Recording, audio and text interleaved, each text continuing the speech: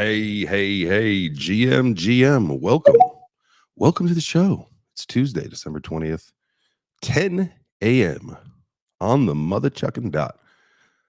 I tell you what, technology. What's up, Corey? How you doing, my brother? Technology is such a uh, fun thing to use when it all works, and I tell you what, it is working right now. I love it. We're doing the multi-stream thing, hanging out, talking about the future of NFTs and digital ownership today. Definitely excited. Corey, you coming up today? Give me a thumbs up if you are. It's just you and me right now. All right. One of these days, man. One of these days. Anyway, I think we're gonna hopefully have a bunch of people popping in here pretty soon. But like we always do, let's just run through a few things just to get through some house cleaning. For the folks watching on the replay or listening on the replay, if you haven't already done so, please make sure to head on over to YouTube and you can subscribe to my channel there. It is just at jchains. You can find it by just going to jchains.live. It is super easy to find me there. Jchains.me is the new website. You can also make sure that you are following over on the Twitter sphere. Pretty easy. I would assume that you're already doing that by now if you are watching this. What is up, Colt? How we doing today? Let's take a look at the ETH chart. I was looking at this yesterday. I was expecting actually today to be another red day. Currently, we are a little up in the green. If you are watching over on the YouTubes, you can see I got the ETH chart pulled up right here. We'll see what happens here. I was expecting kind of like a sharp drop off. Hopefully we get to the $1,000 area, triple digit ETH, as everybody's calling it. I'm definitely excited to get there, but we'll see what happens. What is up, Turbo? Welcome. Good morning, sir. GM. Good morning, GM family. Good morning. How are you on this wonderful Tuesday? Man, I tell you, man, I feel like I'm on fire. Just been getting some good rest. I've been taking care of myself, getting some water, started exercising, and it just seems like things are really starting to fall in place. Oh man, I love hearing that. I feel the same way for myself, right? Like, you link up with the right people, and things just start to jive so well. And I tell you what, man, I have like a renewed sense of, not that I lost the passion, but if you guys have been following since the like meta money and all that stuff, things, everything's ended the way that it did. Everything happens for a reason. But I got to tell you, at this particular moment, I think it's been like 2.5, 3 months since all that. Since kind of had the career pivot and change and all that stuff. But I tell you what, like again, I have a renewed sense of like, let's fucking go. Like, I'm ready to just make this shit happen. I'm surrounding myself with people who are just as hungry and eager as I am. And I tell you what, that is a winning combination for the future. And like, let's bring that into kind of, the whole topic for today, and digital ownership, the future of NFTs. We've said it before. We'll say it again. You'll hear it in spaces. You'll hear it on YouTube videos. You probably won't hear it in the mainstream media. And I think a lot of us have an issue with them right now. But NFTs, digital collectibles, digital assets, whatever they're going to end up being called, PFPs, what we know right now about NFTs is literally just the beginning. We haven't even scratched the surface yet as far as capability, utility, all that kind of stuff. So definitely looking forward to getting into the conversation today about that. Anybody, if you guys, if you want to pop up and be part of the conversation, you are absolutely welcome to do so. I am also going to drop the link in the chat that is there on YouTube, Twitch, and let's see. I will post it up on Twitter so that if anybody wants to be a part of the video crew, we can get that thing rolling. So that link is now out on YouTube and Twitch, and I'll post a tweet about it right here, right now. I'm going to say something while you're posting your tweet, okay? GM, absolutely. GM. So okay. So I hadn't framed it right. I just had the immediate thought. Culture, right? Plans. Culture eats plan for breakfast, and I don't know that this space is going to be able to get people away from calling it an NFT. we may want to, there may be a set of people or a subset that get into all of this that want to change it into a digital asset, digitally owned, whatever they want to, coin it into some yuppie thing. But I don't know that they're going to be able to pivot the entire culture, because once a culture gets a hold of something, it's almost impossible to change it. Yeah. It has to go far, wide, and deep, and then it costs a lot of money as well. So I don't know that they're going to be able to change the culture, just like the culture of degenning out, right? Mhm. I don't know that that's ever really going to go away. But that's just my view on that. I think it's all about the stakeholder, right? It's all about, what the mission is to accomplish there. And like you said, like it's going to cost a shitload of money for those people to, to figure all that out, but it's all up to the user. I mean, like I grew up in Chicago, right? And there's two examples out of Chicago that I may have to agree with you, Mama Bear. And it's, the Sears Tower. Like it's actually called the Willis Tower now, but no one in their right mind is going to call it the Willis Tower. It's the Sears Tower. And where the White Sox play. I don't even know what the name of the field is anymore. A number of years ago, it changed from Comiskey into something that's been 100 names, but forever it will be Comiskey Park. And that's just what it is. And I think, it's whether, we're reluctant to change or, like you said, it's what we know. The people that are here, anybody that's in the legacy kind of group of innovators, right? Because if you're here, you're an innovator. You are doing something that the most people are afraid of. Maybe we just get locked in. Oh, my boy Turbo just popped up. Let's go. There's there'll be those that call it, a digital asset. Then there'll be those that will call it whatever they do call it. And what you're going to see is they're going to be branded. The different groups are going to be branded based on when they came into NFTs, once they came into this space. But we all, those of us that are here now, we are going to have I don't know that we're going to want to pivot, because it's like, no, don't change what we're doing. Right. We know what we're doing. Don't tell us what we're doing, because we were here before you. Yeah. Like, Well, yeah, like, and that's the whole done. thing. I posted something. I posted a tweet this morning. There was it was like a Washington Journal or whatever the name of I don't even know the name of the publication. It doesn't matter anymore. But it's just like another hit piece, another FUD piece on crypto, saying that it's like useless money. Or let me pull this up to see. Crypto is money without a purpose. Like, what does that even mean? Like, Turbo, what's up, man? What does that mean to you? What money without a purpose? What does that mean? Yo, like it's just crazy because like our money has zero true value. It's all like based on trust, and that we each we have enough trust that we pass our currency, that that next person will take it for whatever that bill is. So when people talk about this, it's just really like another, in my opinion, it's just another maneuver to really control the people, to prime them in a way to how they're going to think about it.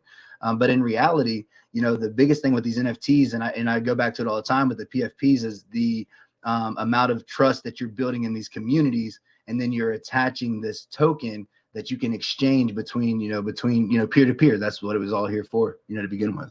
Yeah, I mean, you have to think like, and let's just think about like the whole kind of history of money, right? Like we went from changing like shiny rocks or just rock, or I guess animals, to rocks, to whatever, and then like the reason like I think the Federal Reserve came around is because like municipalities or anybody would just create their own currency, and you'd see thousands of different currencies in like in a particular state or whatever, and that was just not regulatable, and I think it was really hard to define, I think value at that point when you have so much delusion from, different people and stuff. So crypto money without purpose just seems like just another stupid FUD hit piece,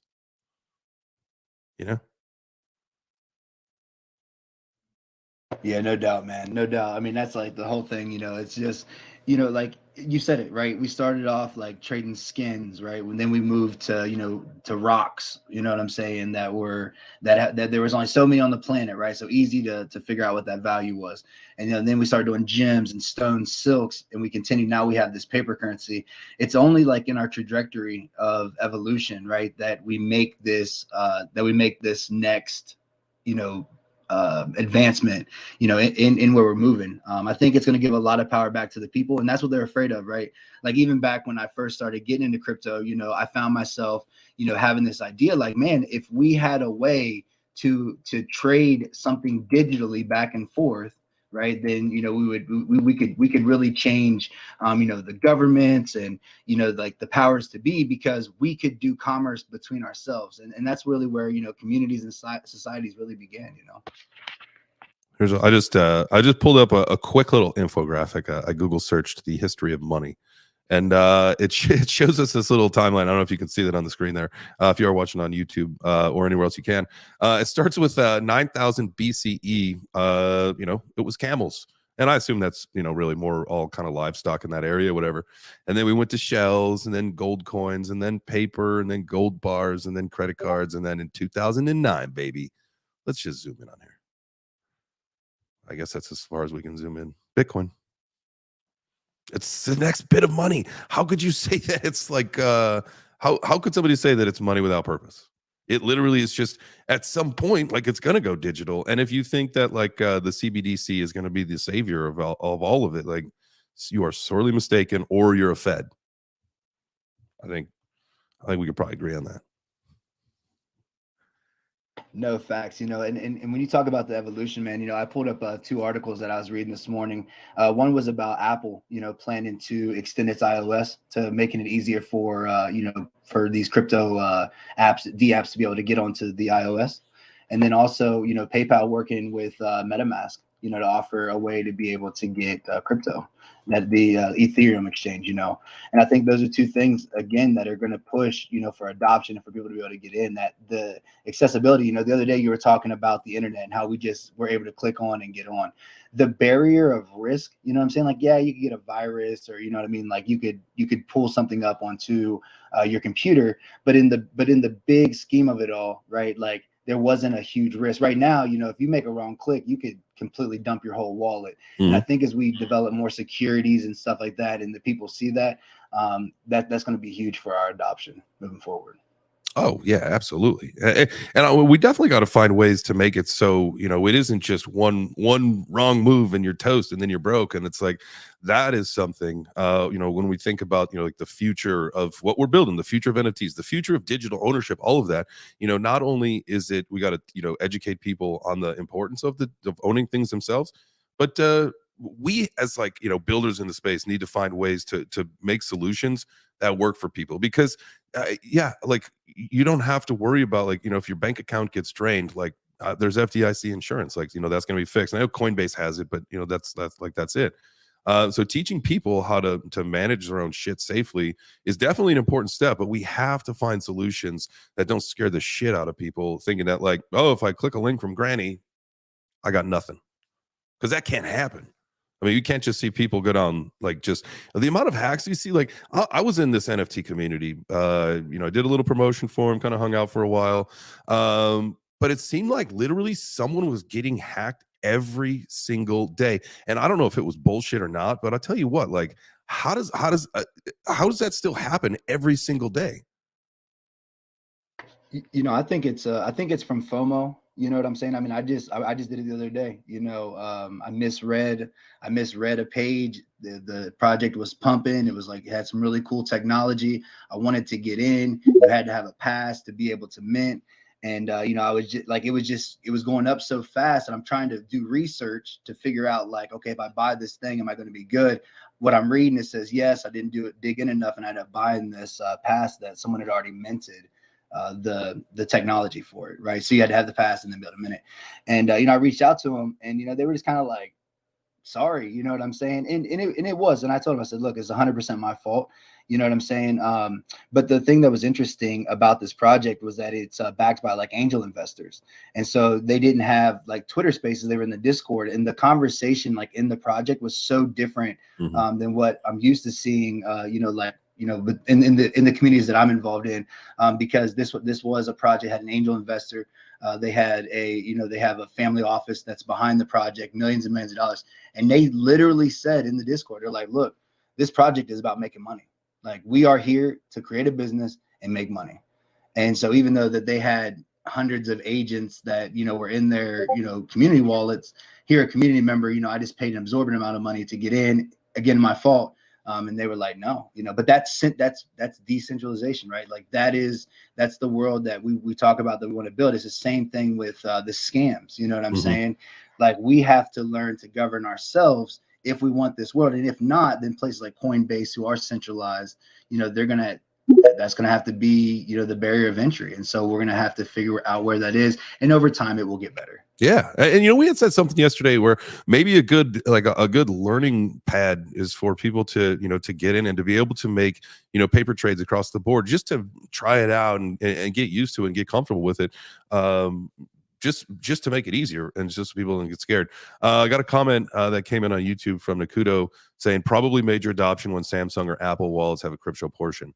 100%. I think Samsung already has a crypto wallet integration on their phones, but once Apple does it, then I think that, like you said, that could be a game over situation once it's just there, And Samsung actually, with their wallet, it actually attaches to their televisions, so that they can bring the actual art aspect of NFTs straight to their televisions through that wallet connect.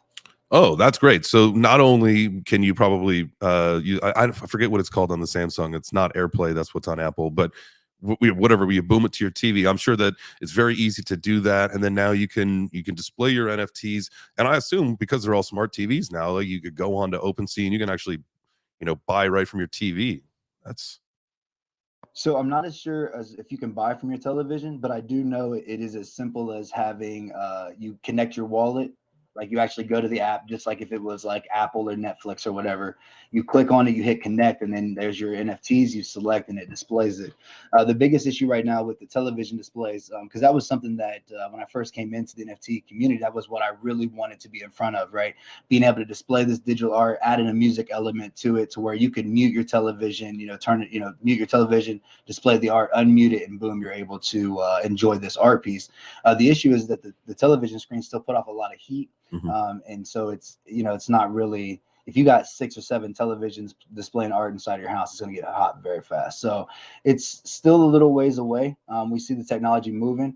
But again, I mean, when no matter what, FTX, all of these things that people are talking about, like, oh, crypto's going away, it's not going to last. It's inevitable with these major corporations and conglomerates getting involved. Literally, you're seeing some of the biggest companies in the world finally, enter their hat in the ring, and this is just the beginning, guys. It's not going anywhere. This could have all been orchestrated to get these guys in at a cheaper price. I mean, you have to understand, like, everybody's been complaining. No, it definitely was. The central banking digital currency just got released through Executive Order 14067 here in America.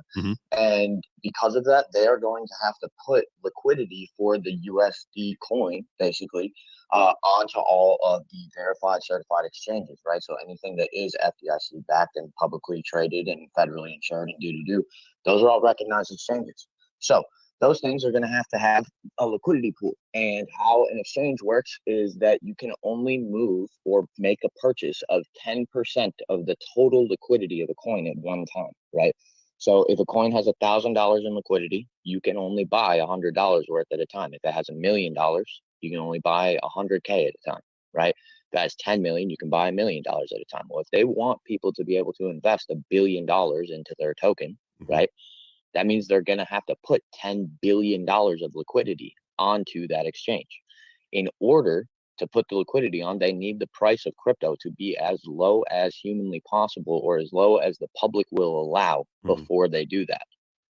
Because if they don't, and they buy the liquidity at 80K Bitcoin, right?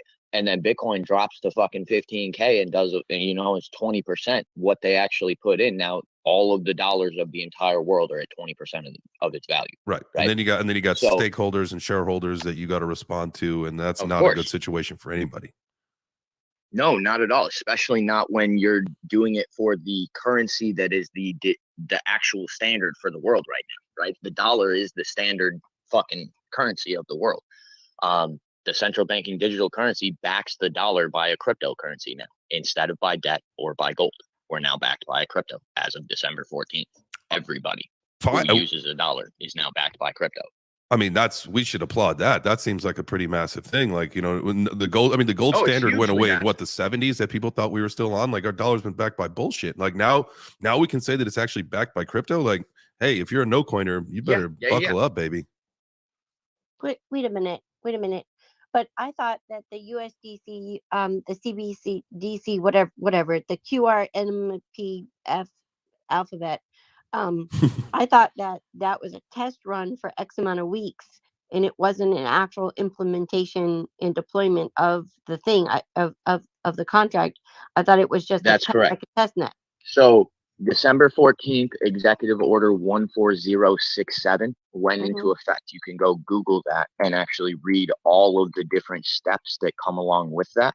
The first step is the test net, to run the test on the coin to make sure it's functional and that it can be used, and that all the different platforms and point of sale service systems and everything are upgraded to actually accept that token on a national standard, right? But that is step one, is backing the dollar by the cryptocurrency. So that part has been done already. The dollar is currently backed by a crypto.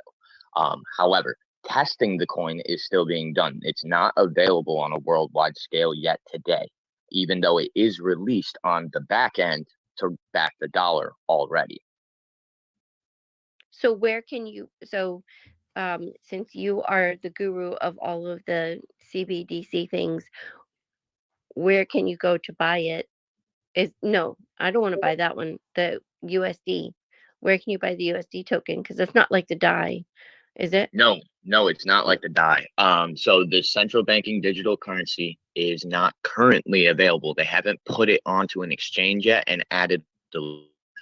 It looks like they're still waiting for the price of crypto to go down, from the way things are looking right now. And I've been watching the cryptocurrency the last couple of days, because now that it's backed by the dollar, there is going to be a day where that's going to be the lowest it's going to go, and they're just going to go in, and everybody, like the whole money that backs the dollar right now will be inside of crypto instead. Let me ask you. Now we know. Let me ask a question. Everybody knows there's token private sales in crypto. Is there going to be a CBDC private sale? Can we get in on it, or do you have to be a elected government official to get your free airdrop? You know, I would assume you would have to be an elected government official to get your free airdrop, but I don't actually know that's true. There may be an open public ICO. I haven't seen anything saying that they're offering an ICO. I think they're just making it publicly tradable and available on all the different exchanges, and they're just going to call it good. Because they don't need the initial funding, right? They already have all the value of the dollar as the government, right? So, it's, you know, they don't actually have to release it to get the funding for the liquidity. They already have the liquidity. They just have to purchase it, right? And they have the funds to be able to do that. So technically, I don't know that they're going to do that. That's one of the situations where you might not need an ICO, whereas most other coins you probably do. But for that, they might or might not do one. I haven't seen anything that says that they won't, but I haven't seen anything that says that they will either. I'm sure they keep that one close to the chest. So I just wanted to ask the Bank of Japan, with what happened yesterday with the Bank of Japan and the ripple effect that's going to have on all of the things, and it's already, they said it's going to take about 2 weeks before all of that is felt. That could be the ultimate tank for the rest of the crypto prices, because the Bank of Japan was holding out. And so we could very well be seeing the absolute biggest FUD campaign in the universe happen in the next week or two. Wow. Yes. And if the price of crypto goes into the floor, right, that's the perfect time for them to release onto the liquidity for the exchange, because all of the crypto will be down at its lowest point it's been in a very long time, right? And then like you said, basically the highest potential of return on the dollar, right? And like you said before, and at that point, then the free market decides where we're going, because once you get to the point where it's at the bottom, the frenzy begins and people just start buying that shit so fast. Turbo, you got your hand up. What's up? Oh, there we go. Yeah, I wanted to. I was actually looking through here, and I found a really interesting paragraph that I wanted to read to you guys here. It says, "Sovereign money is at the core of well-functioning financial systems, macroeconomics, stabilization policies, and economic growth. My administration places the highest urgency on research and development efforts into the potential design and deployment options of a United States CBDC. These efforts should include assessments of possible benefits and risks for consumers, investors, and businesses, financial stabilities and systematic risk, payment systems, national security, the ability to exercise human rights, financial inclusion and equity, and the actions required to launch a United States CBDC if doing so is deemed to be in the national interest." The only thing that like really kind of like trips my mind in all of this is the first thing says sovereign money. So if we go back and we look at the definition of sovereign, the definition of sovereign is a supreme ruler, especially a monarch. Yeah, but it's not only a monarch, right? So check this out. Canna, for example, is a sovereign religion, right? It's the religion of cannabis, and it is a sovereign religion. Salvation Anointed itself is a sovereign thing, right? There are sovereign people out there that have sovereign money because they have registered themselves as a sovereign person on an international level. Okay, you don't have to be a king to be a sovereign. You don't. Even though the definition is that most people who are actually kings of countries, right? Because that's the reason that they applied for those things. That's the reason that they needed their sovereignty and all of these different stuff to not be attached to the crown, not be attached to the birth certificate or their social security number or anything inside of any of the countries that they're in and blah, blah, blah. They actually applied for all of those things to be taken off of their personal identifiers, right? And that makes them a sovereign human. But you don't have to be a king to be a sovereign individual. You can file that paperwork for yourself and for your company, and you can be sovereign on an international level without any issues if you file the right papers. How long does that take and how much does that cost? Because I'm sovereign. There, I said it. I have no idea personally. I am not personally sovereign myself. I do work with an angel investment company that is, and I can ask them what it would actually cost to do that. But I don't personally know. I haven't gone down the steps to become a sovereign individual myself. No, I just think that what if every American, scratch that, what if every human on the planet decided that they were a sovereign individual and that they deserved a sovereignty and all of the rights and privileges that are entitled to that? So now it makes me wonder why some people don't share their tax returns, some people don't show their blah blah blah, right? So maybe they've already deemed themselves to be, that is a deep dive right there that somebody needs to start taking. As I fire up Google, actually DuckDuckGo, we need to look through who has in the elected officials and who in our peoples have been deemed, quote, sovereigns, so that they are now above the law and that the rules don't apply to them and they can do whatever they want. I wonder if there's a lot of is rich billionaires that are sovereign individuals. There's a lot of very rich people in the world that are sovereign individuals, because when you're sovereign, if your money comes in on an international level, you don't pay taxes in the country that you're in for it, right? Because it's international money and you're a sovereign individual on an international level. So you don't have, if you are staying in the United States or you're on vacation in the US or whatever, you don't have to report that shit to the SEC if you're a sovereign person, because technically the whole time you're here, even if you have a house in the whole 9 yards, you're still on vacation. You're not a member of the United States, right? You're a sovereign individual now. So the whole time you're on vacation.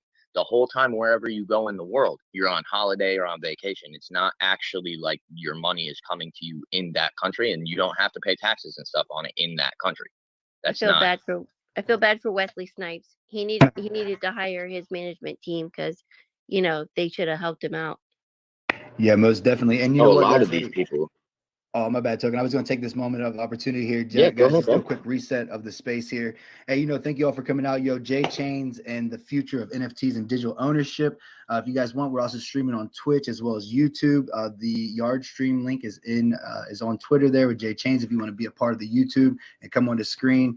Right now, we're currently just talking about, the future of NFTs, digital currency, talking about this new policy that's just coming out. But I think that this leads to a really good question. When we see what's coming with the regulation, and we're looking at where we're moving with NFTs and digital ownership, do these regulations give us more digital ownership, or do we have more things to fear in the future? So that depends on what blockchain you're on, number one, because Ethereum and Bitcoin are recognized by the International Gaming League, which is for federal regulations. Anyways, the International Gaming League is the casino guys who run all the casinos on a worldwide level. A casino is not really that much different than the crypto market in terms of a decentralized currency exchange, right? You go to the cashier, you have to KYC, you have to give them your ID, you have to do whatever, right? Then you trade your dollars in for tokens, right? Once you're inside that casino, you can go spend those tokens on whatever you want. You can go buy food with them, you can tip the waitress, you can fucking play the cards, you can put it in a slot machine, you can do whatever with it, right? If you make 100K at the poker table and then you go sit down at a slot machine, you put all 100K back in, you don't have to claim that when you go and leave and whatever, and you go to cash out at the cashier. You don't have to say you did that. They don't care because the money went back in to the system. So you don't pay taxes on that 100K because you put it back in, right? So they already have a full functioning like regulations and regulatory and laws that all say that they know how to run a decentralized system already. So on an international level, the International Gaming League actually has already accepted and adopted Ethereum and Bitcoin specifically. And then here in America, Polkadot is recognized by the SEC as a blockchain software, not a financial tool. So it falls under completely different regulations as well. And then also here in America, we have something called the IRS, and they tax different things like capital gains. They tax different things like active income or different ways that you make money. The only thing that the IRS does not tax is passive income. So what you can do is through Polkadot, they have a metaverse called Polka City, which allows you to purchase businesses inside of the game, and they passively earn you every week a certain amount of coins. So what you can do is take your capital gains, put them into a metaverse business, and take it as a passive income over time instead. And then you don't have to pay taxes to the IRS on anything that you make in the crypto sphere. Can you just repeat that whole thing for everybody that wasn't paying attention to it until you said you don't have to pay taxes? I'm kidding. This has been recorded. I will actually go back and clip all of that so that we can spread that out, because that's shit that people need to know. Like, listen, like there's so many opportunities for passive income in this industry. Like, that's 7 income streams, 7 revenue streams, and that'll be your road to being a millionaire. Start adding them in. Put one every quarter. That's all you got to do. 100%. No, you're definitely right. You need 7 to be a millionaire. That's what the book says. That's what the book says. Yeah, and I would definitely, I would just say too, guys, just since we are recorded on this space, nothing that is here is financial advice. Good point. We're none of us are financial advisors. What I'm saying? Always do your own research. None of this advice is for, any kind of financial gain or anything like that. Definitely, go through and check those things. On the passive income, there are some tax rules that I would definitely look into. Always do your own research when it comes to those things, because Uncle Sugar don't play. He does not play. Oh, they want their cut. Hey, I got to tell you, I've heard of Polka City before, but I've actually never gone to the website. I really like the website of this. If you're watching on the tubes, I guess if you're watching any video, because we have this thing streaming on Twitter, Twitch, and YouTube, so you can see the video there. This is pretty cool. I think my favorite part of this website right here is when you get down to this page and the car starts spinning. And you guys can always check out. You can always check out what we got video going every one of these Twitter spaces. You can just hop over to jchains.live. And if you guys ever want to be a part of the video, I post the link. It is in the chat on Twitch and YouTube, and I tweeted it out. So anybody wants to come up and be on video, you are more than welcome to. This is a community conversation. This isn't just Turbo and I. This is everybody, baby. So if you want to be on camera, let's go. But yeah, I'm gonna check out this Polka City, man. Thanks for dropping this in here. Again, not financial advice, but this looks pretty cool. And I think Polkadot has a pretty good future ahead of it as far as cryptos go. I know it's not really one of the ones that I've been saying that I'm gonna go heavy on in this accumulation phase. For me personally, that's Matic and that's Cardano. I might throw some Polkadot in there though. I might do that.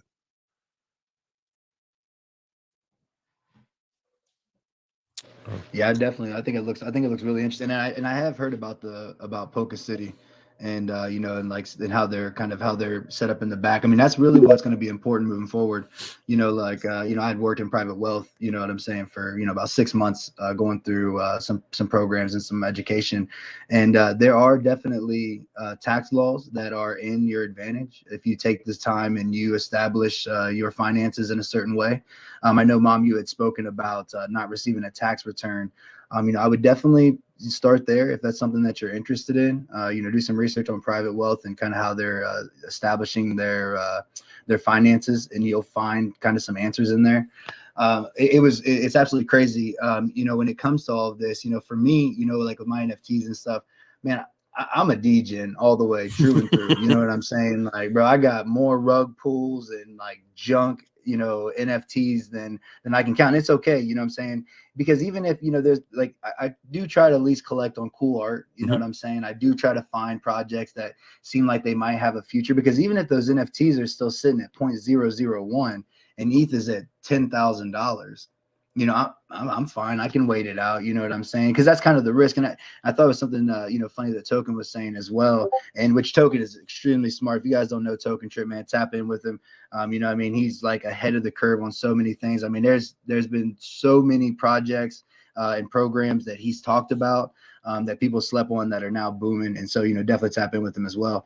But when it comes to, like looking into the future, for me, it's like, I'm okay to sit on these NFTs for a little while. You know what I'm saying? Yeah. It is like a lottery ticket. This $10 ticket could boost up to $1,000 overnight and then go back to nothing. And then by the next morning, it's exciting. It's that DGen, it's the FOMO. It's a lot of the psychology and the emotions. And that's one of the things really that we need to, wrangle up, and kind of draw a little bit and have open, honest conversations about. Yeah, absolutely. So Beeple, I don't know if you guys know who that is. Beeple is one of the biggest artists in Web3 currently. He's made one of the biggest NFT sales of all time. But Beeple basically went and bought 1 million NFTs. No matter what NFT it was, he did not care. If it was under $1, he bought the NFT. Could have been a rug, could have not been a rug. He didn't give a fuck. Okay.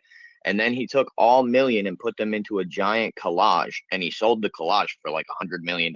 Jesus. And like 85 to 90% of the NFTs in that collage were a rug. Doesn't even matter. No, and it doesn't matter again, because if you're picking NFTs as an investment, that it's a speculative play, and that's that's your risk, that's your thing. But if you're buying NFTs because you like the way that they look, even if they go to zero, like you were talking about earlier, you put them up on a TV up on your wall. I mean, if they bring you joy, then they bring you joy, and if they bring you pain because you lost money on it, then sell it. Yep. Well, I think too, I think if we even change the words that we use, right? Quit calling them investments. You know what I'm saying? Like, if we move our language away from these things that are tied and attached to securities, and we really start talking in a way of, like video gaming, you know what I'm saying? Because that is such a wide open market that's not going to be covered in those regulations. Right. We could probably get around a lot of these future issues. How do you think? Yeah, the metaverse is going to be a big thing for that. And everyone thinks of the metaverse as like Mark Zuckerberg's little metaverse and whatever, and he's in charge and all this little nonsense. The regular public has no idea that the metaverse is just a term that means the game has been switched to a cryptocurrency, and all the NFTs have a quantified amount now, right? So only the first 100 people to complete the quest will get the legendary 1 of 100 sword. Only the first 1 person to complete the quest will get the 1 of 1 sword from the super chest, right? How much is that actually worth if it took you 10,000 hours of play to be the first person to get there, right? And it allows you to kill people in the game, PvP, do other things, beat these bosses, get all this other loot, do. How much of a value does that actually bring to your life for being able to do that? How beneficial is that actually, and what type of a price do you put on an item? Secondarily, everyone thinks of it like, oh, I have to go get the legendary item and it's going to take me 10,000 hours. Well, if you start a game on day 1 of the game releasing, right, the most legendary item is whatever the most legendary thing someone has found so far is, right? Because there's still people out there looking for all the different stuff, right? No one has actually completed 10,000 hours because the game hasn't been live for 10,000 hours. So no one's been to those parts of the game where it takes 5 hours to travel down there, 10 hours to travel down there, 100 hours to travel there, right? So only the rarest thing is the rarest thing, whatever that may be. It could be an uncommon item, right? And still be the rarest thing available in the entire metaverse so far, because it's the best thing anyone's looted to date, right? Which technically gives it the best price, and you can charge whatever you want for that. If you're the first person to find, the gold sword or whatever, even if it's a uncommon, right? Even if it's just a rare, even if it's not a legendary or an epic or a mythic or whatever, if everybody else only has common stuff and you have the first uncommon, you automatically have the best item in the game. And what is that worth? You let the market decide that, right? And people start putting in offers. 100%. And then if an offer for 2 ETH isn't good enough, but an offer for 10 ETH is, then you know where the market starts, and then things just start to Exactly. they go from there. And with 3.5 billion gamers worldwide and the US dollar being the currency that everybody compares the price of the crypto to, theoretically, if you're playing like, say, the Sandbox, right, which is an American game, Sand is based off of ETH and whatever, and you can trade it for American dollars elsewhere. If you're in a country where the dollar is 1,000x or 5,000x, right, whatever your country's currency is, and you're in a third world country, you get on your phone, you play a little game, whatever, and you get this item, you go sell it for $100. Well, $100 USD is $10,000 in your country. You can go buy a house for that, right? And so on an overall level, the metaverse offers the opportunity for other people in other countries in the whole world to become like a financially free, fully stable like concept. What's that metaverse? The name escapes me right now. It's that metaverse that isn't really like a crypto metaverse, but people were making money, and it was like in Entropia.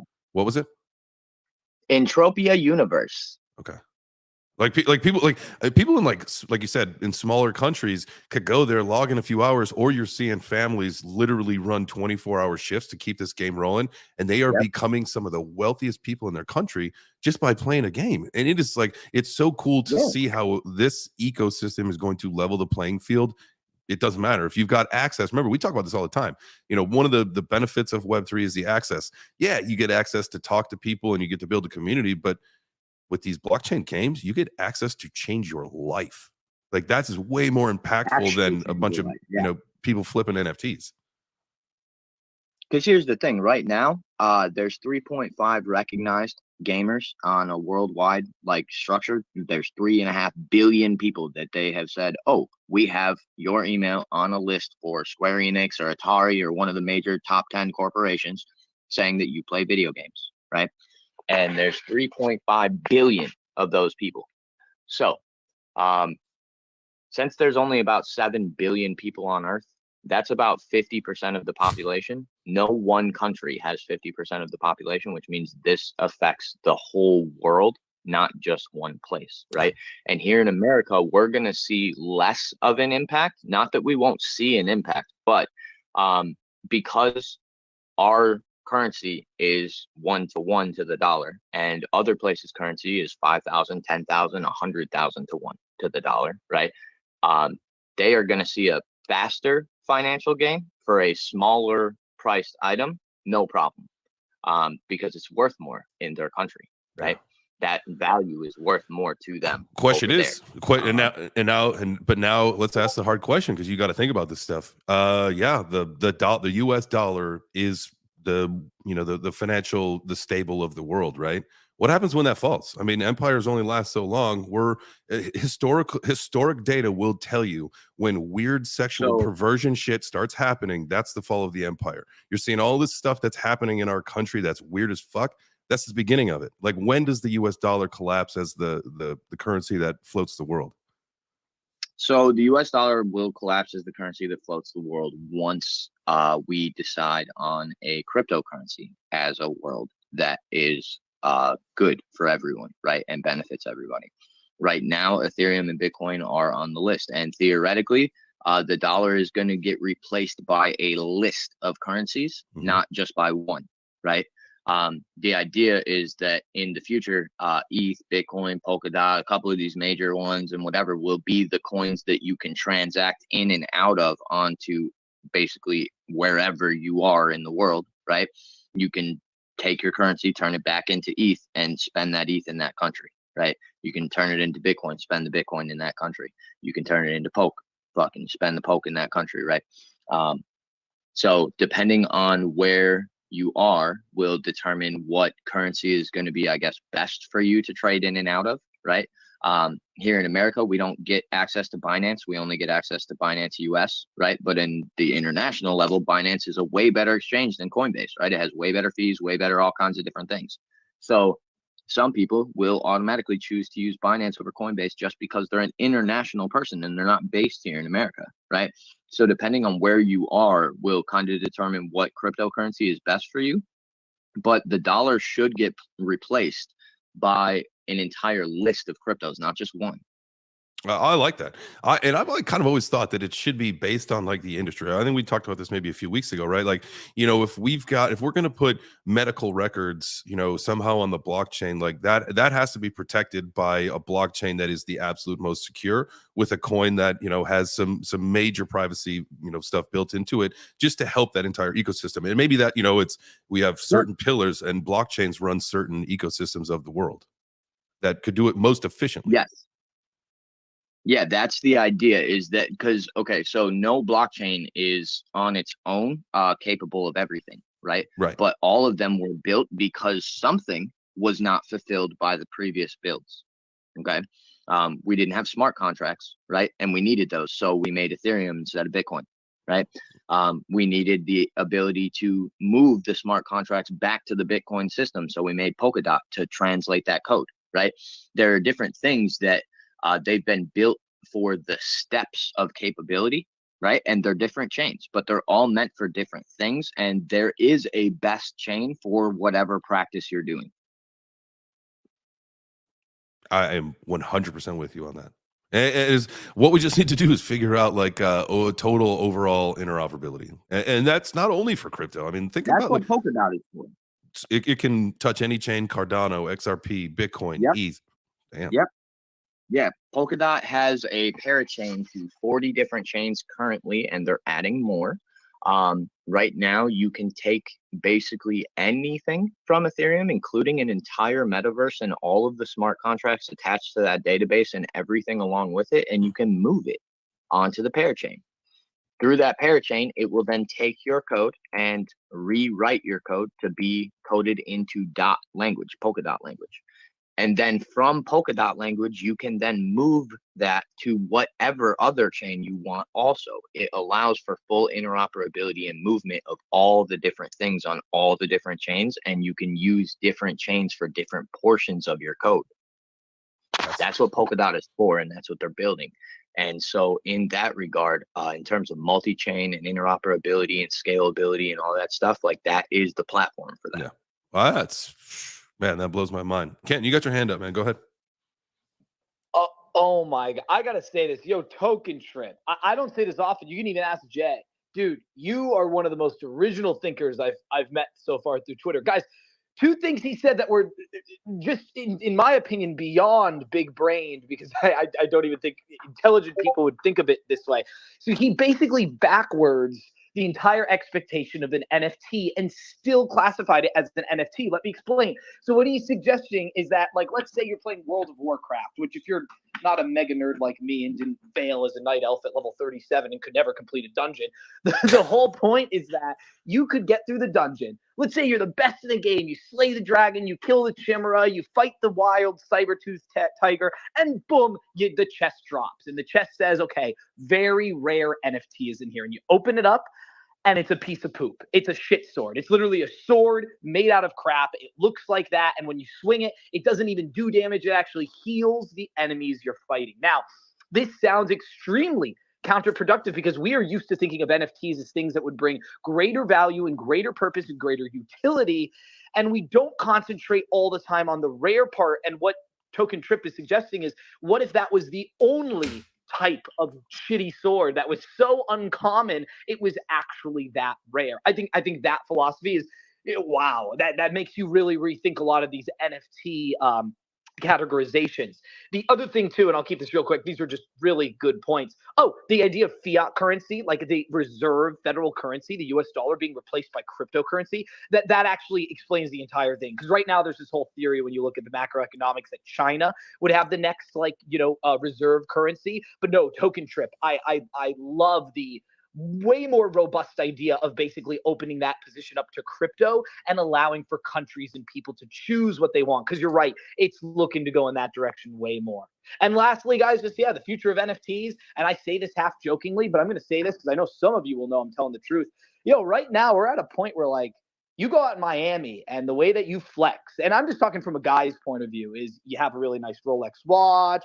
Maybe you've got a BMW. Maybe you're wearing some Gucci flip-flops. Boom. Okay. But what more are these things besides tangible items with really just brand association? The brand association is bringing all the value. And I'm promising you right now, guys, in about 3 to 5 years, you will see Playboy models falling over mediocre looking men, as long as those men are displaying all of the wealth in their digital assets. And like, I know a lot of people will joke, laugh about that, but like, that is where we are moving. Having a Bored Ape will be really the equivalent of having a Maserati in the near future. Yep. We're already seeing that happen. It's already happening. It's true. It's the luxury brand. It is the Bored Ape Yacht Club is the absolute luxury brand of where we are right now in this industry, and that's unequivocal. Obviously some people got torched on because they didn't know the industry. Like, what was Justin Bieber spent like 1.2 million on his, and it's worth like whatever now. It is what it is, guys. Like, it's gonna go back up, but I love but he's Justin Bieber. He can take that ape and make Bieber Ape. Yeah. And then he can fucking just go all crazy, make a little 3D guy and go release all his music into a metaverse, stream it right there in the whole 9 yards. And his ape will be worth $1 billion trillion on its own, no matter what the rest of the apes are worth, because he built a brand and a name with it. Thank you. Right. Thank you. And Token Trip. every ape has that opportunity. That is the most important thing that people need to understand. And I had put out a tweet, I think it was last week or whatever, saying, hey, if someone gave you a Bored Ape, what would you do with it? And people were like, I'd sell that shit and take the money. Like, go fuck yourself. You could build an 8-9 figure brand out of that. Nugs. You what? I put mine on a Cocoa Nugs. I put my Bored Ape on a Cocoa Nugs. I partnered with Runts and Cocoa Nugs, and I made the first Bored Ape edible to ever be released into the world. I actually have that. It's called Bored Banana Split by the Bad Empire. Nice. And anyways, we're releasing all over New York. We just finished our first batch this past week, and we're on batch 2 now. Just launched this, but we partnered with Runts and Mylar Men and Cocoa Nugs for the ape to actually release the first Bored Ape edible ever in existence in the world. I will I'll DM you my address so that you can send a little something, and we'll do like an unboxing. Just create a little content out of it. Nothing big. We can do an unboxing. Well, congratulations though. I love that people are thinking more about this. Like, we talk about IP and all that kind of stuff, but I don't think people have really like tried to put anything into play yet. And I know that some people that have done the Coda honey, and people are doing hot sauce and all sorts of cool shit. That's what you got to do. You got to take your NFT, and even if it costs you $20, you could build a multi-million-dollar brand out of your $20 NFT. Like, because you can white label that image to anything. Yes. Okay. So any brand that does white labeling of their ingredient structure in any way, right? So you can reach out to a hot sauce company. They make 50 different kinds of hot sauces, right? And they can make a 51, right? So they'll say, okay, we'll make you a 51. It's going to cost you X amount to get this amount of these made or whatever, right? Or they'll let you white label it. And if they let you white label it, then when people purchase that hot sauce, they get a percentage of those sales. Always, for infinity, right?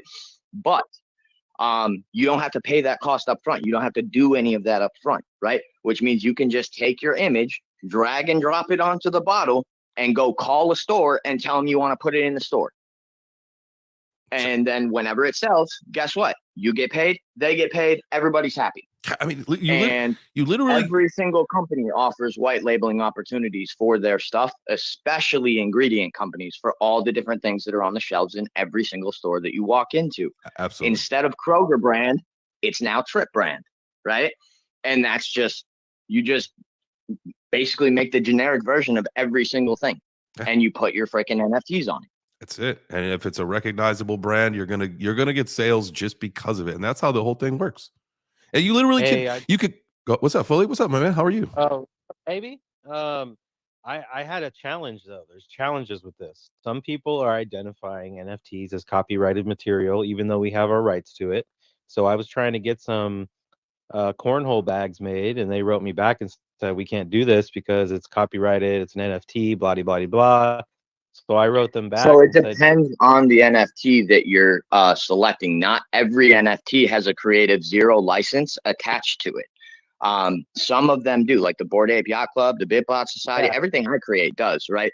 But a lot of the NFTs that came out before the Bored Apes, they didn't have a Creative Zero attached because the Bored Apes were the first ones to legally make a Creative Zero and attach it to the blockchain, to the NFTs through a copyright system and the whole 9 yards. In order for a company to actually offer a Creative Zero, they have to have copyrighted the brand image themselves as the company, right? So, for example, I'm wearing a toker right now, right, for the Crypto Cannabis Club. And the Crypto Cannabis Club had to take the image of the toker, right, just the base image of the toker and copyright that. Then they created a Creative Zero and said, okay, now that we own that copyright, we're going to give that copyright license to all of the holders and allow them to be the brand representations of these things, right?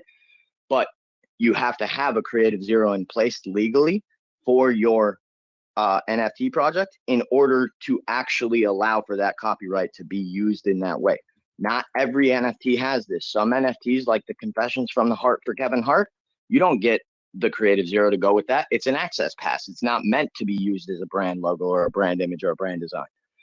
Some companies will allow you to, some will not. It depends on what NFTs you're buying and purchasing, and that's part of doing your own research. Yeah, mine was an MAYC though. That's what I'm saying. So there's companies out there, you might have challenges. So my question to you is, because this is my first time doing it, where do I find that Creative Zero at for my MAYC? That way I can show them, hey, I own this, I can do whatever I want.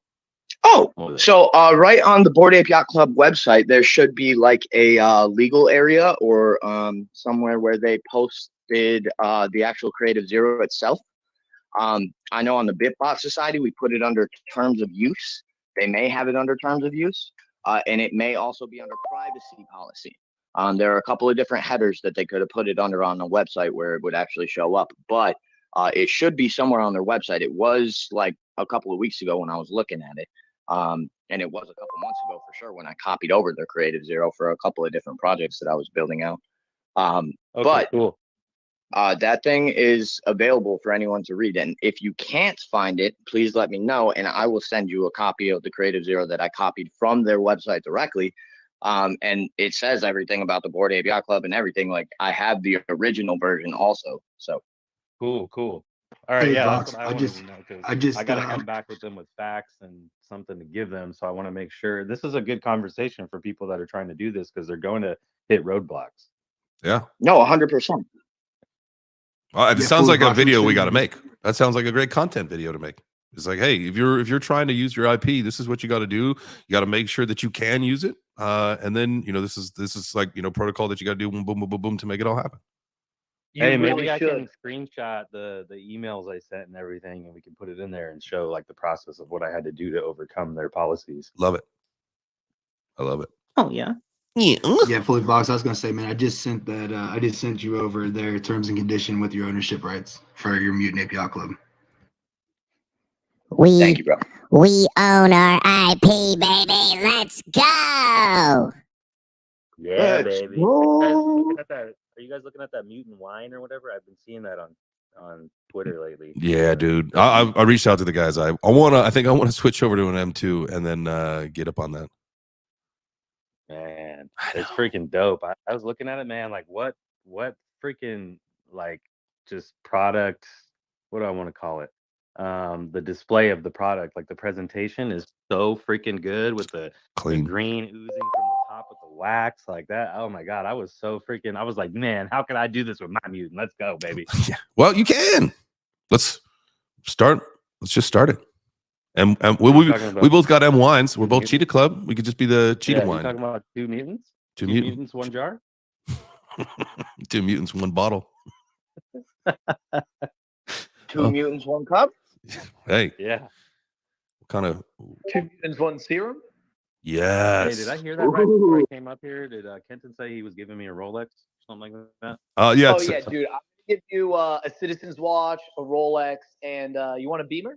I got an extra Beamer. You know what? Yeah. You know what? Make sure you put it in someone else's name. I don't want to pay taxes on it. You know what's cool? You know what's cool? Phil, you joke about that. One of these days, guys, one of these days, like after the next cycle, like we're going to be doing these Twitter spaces and it's going to be like the fucking Oprah show. And it's be like, you know what? You get a watch, you get a watch, you get a watch. Let's fucking go. Like we're all doing. Won't tell anybody, like everybody on the speaker roll will get something. Yeah, come on. You know we're going to do stuff like this. 100%. We're taking the over. blockchain is moving forward in a very amazing way, and there are some great things that are being built by some great people. And so in the future, there will be a lot more easy to adapt and easy to function, and there will be some things called community development platforms instead of social media. The biggest one that I know of out there right now is the one that I'm personally building. It's called cyberspace.io. We do have a Twitter handle and everything. You can go pre-register and get yourself on the whitelist for an early adopter badge by just going onto the website and you click the little QR code and you post out the tweet. That's it. And then you get your early adopter badge, which gives you perks on the platform in the future. You're going to have skills and all kinds of different Web3 experience and your favorite projects and all kinds of different stuff you'll be able to do on there. It is not technically a social media platform, but it will kind of feel like one. It is meant more for community development. Every project will have its own page that they can claim with the wallet, and they can customize and edit it how they want for their community. There will be a token gated chat and all kinds of different stuff. Love it. What was the name of the site? Cyberspace.io. Cyberspace, CYBR space.io. Can you guys, let me ask you a question. Because I run my phone through the Bluetooth into that Roadcaster. Like every time I get text messages, do you guys hear that little doo-doo? No? Okay. Oh wait, actually, yeah. Unless I'm crazy, I heard it earlier, but I don't know if it's all the time, Jay. Okay. Because sometimes we all got those groups of friends, or just sometimes your phone just starts lighting up, or my wife likes to send one-word text messages, like repeat, like 4 in a row. It's like you just could have put it all into one. That could have worked. Yeah, whatever. So I just don't want it to be annoying. So I got to figure out how. Probably got to do airplane mode or something on my phone because there's just a lot of activity, and I don't want to be annoying. Put do not disturb on, baby boy. Ooh. Then I feel D&D works well. Yeah, but then like when people get that immediate thing, you're just like, does this fucker silence me? Like, what's that about? And then they call back and you're like, no, dude, like, don't call me back. I'm in a show. Favorite some people, maybe? Yeah. I don't know. There is that feature, right, where you can do like maybe it is do not disturb, where if the second time they call, that's when it comes through, right? Yeah, like, that's if you add them on your favorites. Okay. If you add them on your favorites, you can do that. I'm not adding anybody as a favorite. It's just too much work. Oh, well, fuck me, right? I'm just kidding. I think maybe my mom's my favorite. Who knows? Yeah, add your mom. I have like my wife and other things. That way, if I know they call, it's something important. Even though when my wife calls, it's never important. But don't tell her that. You guys have that ice contact in your phone? You just said this on a recorded space. Yeah, because of my mother. Oh my goodness, we're all gonna get in trouble here. We love our wives, 100% unequivocally. His wife's gonna jump in and get I all don't mad. think I can hear Moon if he's talking. Maybe that's why I talked over him. Is Moon Daddy here? He dropped down as a listener. He was up on stage. Oh, okay. I'm downstairs in my house, so I got a little shitty service. Jay, what did I miss, man? I've been kind of sick, so I still woke up to attend, but what'd you start off with today, bud? Man, we ran through a little bit of headline stuff, talked about some things that's going on in the crypto market. I mean, we could revisit that, right? Like ETH, we're having a green day, I think pretty much across the board, right? Which is always good. Something that I have been looking at, and I need to formally start tracking this just so that we can kind of gauge where we are. I look at it myself every day. you know, and I do my research every single day, and I hope that you guys do your research every single day. But I got a site called nftgo.io that I look at, and they've got this little thing called the barometer, and it's the market sentiment barometer. And you know, it kind of a couple of weeks ago it was down at 10, and then I think, you know, we talked about this last week. It was up to like 22, 23, 24. It's at 25 today. So I think we are continuing to see the sentiments of the market heat up. You know, who knows what's going to happen with crypto? Everybody's, you know, predicting this this massive shift in the downturn, and, you know, $600 ETH. We'll see what happens. But I can tell you one thing right now: the sentiment of the NFT market is going up, and if it ain't broke, don't fix it. So we'll just keep moving forward with things are going on as planned. And then we talked about a couple of headlines. Let's see. I think I closed up one. Let's see. No, that's something I pulled up after we were looking at. Oh, here's a beincrypto.com. There's an article from Josh Adams talking about how blockchain technology is threatening to shake up Hollywood. That's one of those industries that needs it, you know, for different reasons, not the technology behind stuff. But man, that's just basically, you know, we ran through a little house cleaning stuff, told people go ahead and subscribe to my new YouTube channel. You know, I think that would be that'd be fun to get that thing going. We do multi-stream, so not only if you're listening on Twitter Space, that's awesome. You can also check out the video on Twitch, Twitter, and YouTube. So make sure if that's something that interests you, and if you guys ever want to be a part of it, like Turbo is today. We've had some other guys pop in before, but I post the link to StreamYard every single day. Now I will do it on again. I'll post it in the chat as well as tweet it out. And if you feel like coming up on camera, come on, baby, let's go. And so, yeah, that's basically what we did, man. We just kind of talked about some news, hit on some notes, had a good open discussion, and then boom, talked about digital ownership. Hey, Jay, there was one other thing that you brought up, and I really wanted to circle back to this, only because, yeah, and Fully Vox, you might actually be able to add like some insight here. Guys, I really want to hear more about how it goes for MAYC and BAYC, anything related right now to any big ecosystem where you can license your IP.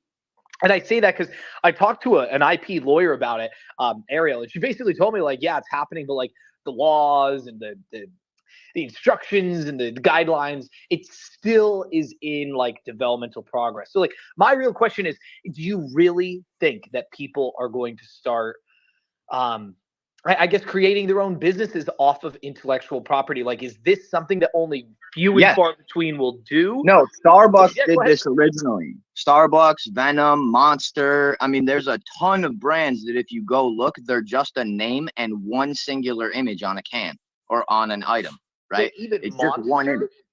Yeah, Monster Energy. They're just the monster symbol and the word monster. That's it. Venom Energy is just a eye and a snake tooth or whatever of a snake, and then the word Venom Energy. That's it. That's the entirety of their brand. Monster Energy, Red Bull. There's a whole bunch of these that are just literally just an image and a name, and they put it on a whole bunch of different stuff, and they sponsor events and they do all these crazy things, but they're just an image and a name. That is no different. Starbucks is the exact same way. They franchised all this different stuff, McDonald's, everything, all under just an image and a name, right?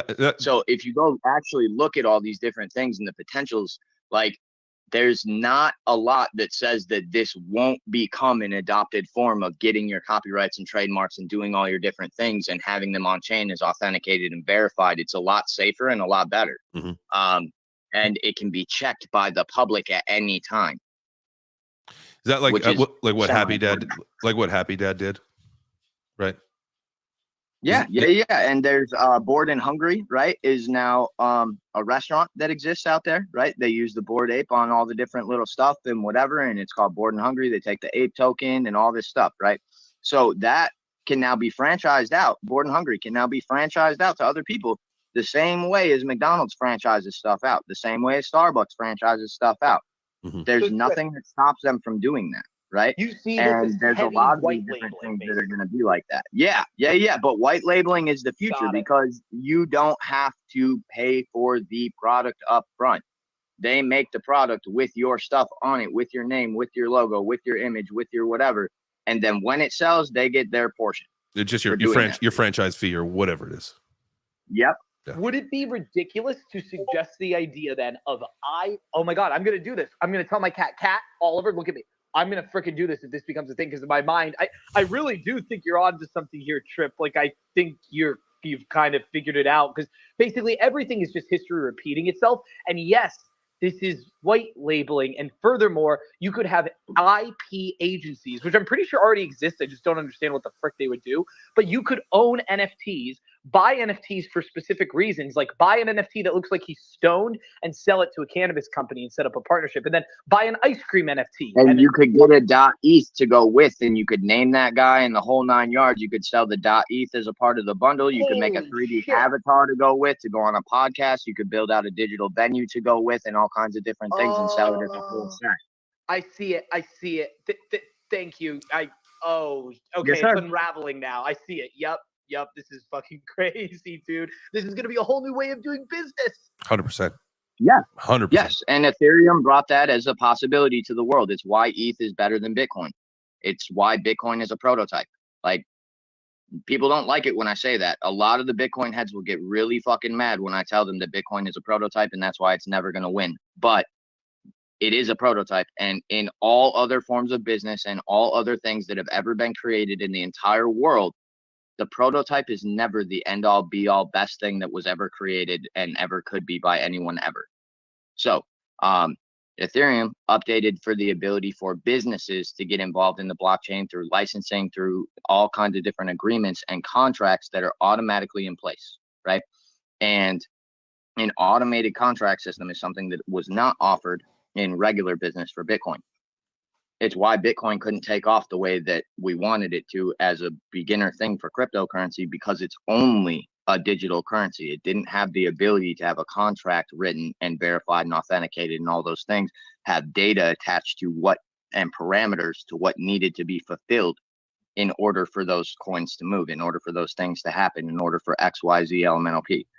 And a smart contract allows for those things now, which means businesses that handle licensing, that handle IP, that handle movie rights, that handle all kinds of different things, royalty structures, everything.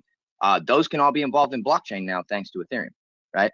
And so in that regard, ETH is a huge win for everybody in the world, but it's also why ETH will eventually win. Is 95% of the development happens on ETH, and they have contracts. ETH's going to flip Bitcoin in the next cycle. It's going to. It'll happen. Yeah, maybe not the next one, but it will. Oh yeah, next one. It's happening. Wait, you really think, even with the market cap, and like I'm totally kind of like joking around here, but at the same time, rationally speaking, what about the market cap disadvantage? I mean, we're talking half of it right now. Yes. So here's the thing. Right now, only 5% of the world is involved in cryptocurrency, and if you actually go look at the amount of those people, right, a majority of the people invested into Bitcoin are countries and major corporations and huge financial investors. Okay. I don't know if many people know this, but just so you know, the United States government is one of, or if not the largest holder of Bitcoin in the world. Just so you guys know. Dude, yeah, they're like on the 216,000 Bitcoin. Remember we talked about this the other day, Jay? Yeah. I think it was 216,000. But sorry, yeah, go on, guys. I'm loving this right now. So because of that, right now, most of the countries, they had the option of Bitcoin, and they were like, okay, Bitcoin sounds great. We just need money for our country because we're changing a currency over to a currency. That makes sense. No problem. However, in order for all of the businesses inside of that country to function on a blockchain style, they're going to have to adopt Ethereum also. Because they'll need contracts, they'll need licensing agreements, they'll need the ability to set prerequisites for when the money changes hands, timetables, all those different things, right? Set up a vault, set up a fucking currency standard, set up all these different things. You need Ethereum to do it. So while Bitcoin may always and forever be the thing that all of the countries and institutional investors utilize as a gold standard for crypto, that does not mean that it will be the end-all, be-all fucking winner at the end of time. Technically, Polkadot offers for entire multi-chain capabilities and has access to 40 different blockchains and all of the cryptocurrency and assets on all of them. So, like, in theory, DOT wins, and then ETH is number 2 and Bitcoin is number 3 over the next 10 years. Yeah. But There's nothing today that actually shows that that's going to happen. But if you go look at the tech, it does say that. I will tell you, the top 5 is going to look a lot different at the tail end of the next bull market than it does right now. I think you're going to see Cardano way up there. There are going to be some major shifts that happen. We'll see, how far Polkadot does move up the list. But I will tell you, go ahead. You mentioned Cardano a couple of times, and I have not actually been able to have a conversation with somebody who knows about Cardano that isn't a complete idiot. So I would like, seriously. I'm just being real. I've talked to a lot of Cardano heads, and I've watched the whiteboarding thing from Charles Hoskinson. I've read a couple of his different things on Cardano, right? And I haven't been able to find anything that actually like sets Cardano apart from the 3 things that like Bitcoin, ETH, and Polkadot are doing. That I haven't found anything that they offer as Cardano that's different or unique or special to just Cardano that allows for like a better build to come in the end. I haven't seen anything on his list that actually is like a new thing. It's all just stuff that these other chains are doing that he's putting together, but they're all already doing it better and have more money. So I guess I'm wondering, what is it about Cardano that makes you think that it has a lifespan, a long lifespan for the blockchain potential? And what is it that makes it a special or unique thing in the blockchain world that's going to give it the ability to overcome the other chains that are, fighting against it? I love the question. And I love that, we can all have, maybe whether it's a difference in opinion or just have a conversation about it. Honestly, at the end of the day, I think the simple answer and the whole thing is speculation, right? Because at the end of the day, this one entirety of this market is all speculation. I think that Cardano has a chance to be a major player and succeed within the top 3 and pull out. We got to make sure that we pull out like stable coins in that list, right? But with the whole aspect of what they did, they built very quietly, they built without doing any promotions, they built without, and yes, it was very long, and it was, it's coming, and we kept hearing that for years and years, and I understand that. But I think the time has come now where, we're starting to see some of that development come to fruition. We are starting to see the ecosystem grow. Now you have to think like the amount of activity on the Ethereum ecosystem is exponentially higher than what Cardano experiences. But, it's the same kind of thing like, I don't want to say this out loud, but I'm going to say it. Solana was a shitty centralized blockchain, and I understand that.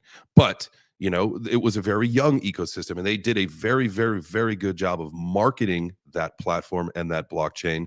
And so we got a shit ton of users, and it sucked. What's that? Solana has a speed adaptation that makes it better than ETH or Bitcoin long term. True, but it's too centralized. It's Cardano, just way too centralized.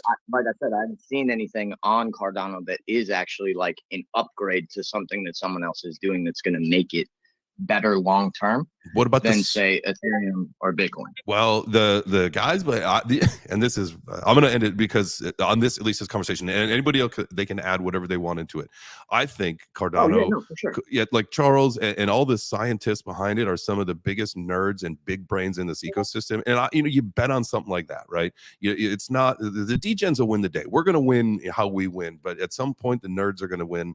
And I think Cardano and I say that very loosely, and I'm not hopefully not offending anybody, but Cardano is a lot of brainiacs, right? And I think that the brainiacs are going to find a way to make it succeed, and that's why. And I say speculation; it's pure speculation. Okay. So I haven't actually heard that as an argument before for Cardano ever. That the people who are involved at the top are actually smart humans, and so they're going to make it work. That is a fair assessment due to the fact that it's Web3, right? And there's actually nothing that stops anyone, because I know, right? I work for Kevin Hart's Web3 project now directly, and I'm just some random guy off the internet, right?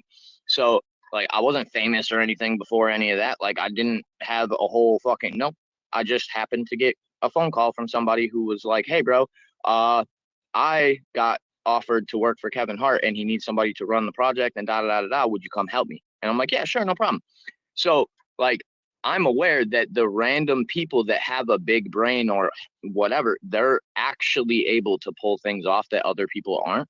So that as an argument is actually very fair and probably the best argument I've ever heard for Cardano actually making it in the future.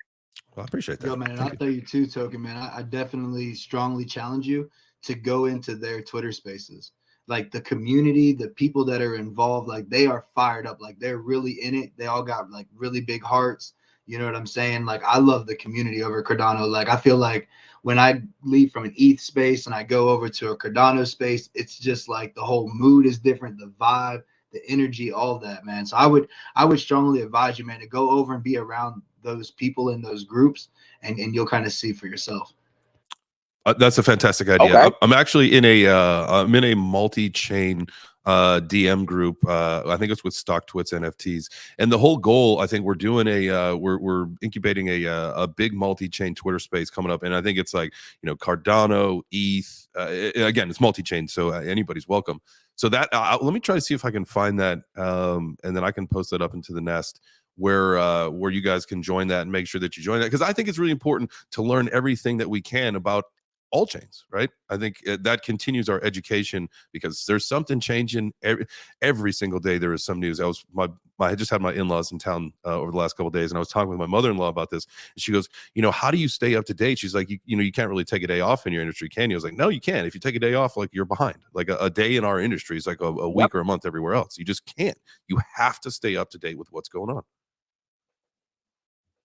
Well, and it feels that way a lot depending on the more projects that you're involved in and invested in, right? So when I first got into the blockchain, my first investment ever was into sand, right? Into the sandbox. And I bought land in the original auction. And then I bought a bunch of sand, and then I started using that sand and buying little things, little NFTs as they came out, right? So the Smurfs partner with the sandbox, and then they released like these 10 Smurfs, right? 1 week for 10 weeks.